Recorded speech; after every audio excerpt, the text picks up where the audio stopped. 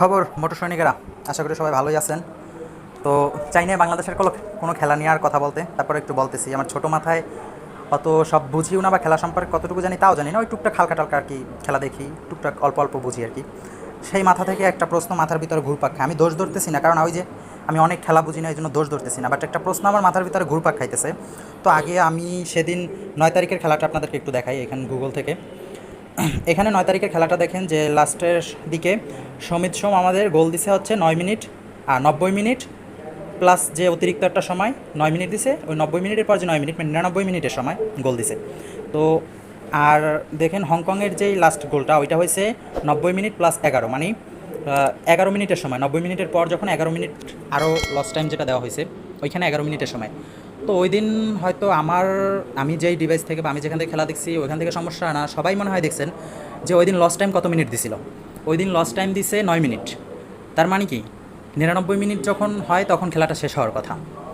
কিন্তু দেখেন ওইখানে হংকংয়ের গোল হয়েছে 11 মিনিট, লস টাইম 11 মিনিট হয়ে গেছে বাড়তি, তখন গোল হয়েছে।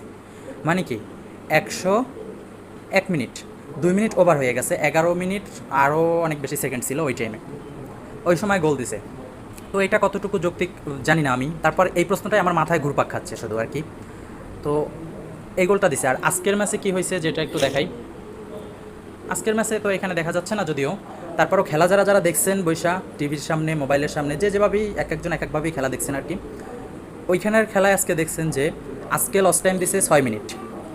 6 মিনিট, ঠিক 6 মিনিট 20 সেকেন্ড বা 30 সেকেন্ড যখনই হয়েছে, বাংলাদেশ যখন অ্যাটাকে বল নিয়া, তখনই রেফারি খেলা শেষ করে দিছে। রেফারি বাংলাদেশ যখন ঠিক অ্যাটাকে ছিল হংকংয়ের সাইডে, তখনই খেলা শেষ করে দিছে।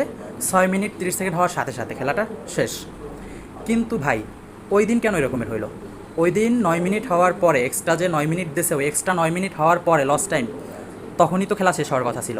যখন বাংলাদেশের গোলটা 9 মিনিটের সময় হয়েছে 99 মিনিটে, খেলা তো 90 মিনিট আর কি, এক্সট্রা টাইমটা যদি অ্যাড করি তখন যে 99 মিনিট হয় আর কি। তো এক্সট্রা টাইম 9 মিনিটের সময় যে বাংলাদেশের খেলাটা হয়েছে, তখন যে বাংলাদেশের গোলটা হয়েছে, গোলটা হওয়ার পর যখন বলটা আবার ছাড়া হয়েছে, তার হয়তো 20-30 সেকেন্ডের ভিতরেই রেফারির বাঁশি দেওয়ার কথা ছিল যে খেলা শেষ। কিন্তু সে কী করলো, 11 মিনিটের সময় হংকংয়ের গোল হয়, সেই গোলের পরে হচ্ছে আবার যখন বল ছাড়া হয় তখন খেলা শেষ হয়। কিন্তু আজকে দেখেন, আজকে যখন ঠিক 6 মিনিট হওয়ার সাথে সাথেই ভাই খেলা শেষ। মানে বুঝি না যে এই দুর্নীতিগুলো কোথা থেকে চলে। এগুলো দুর্নীতি না এগুলোও খেলার নিয়ম, এগুলো মাথায় ঢুকতেছে না।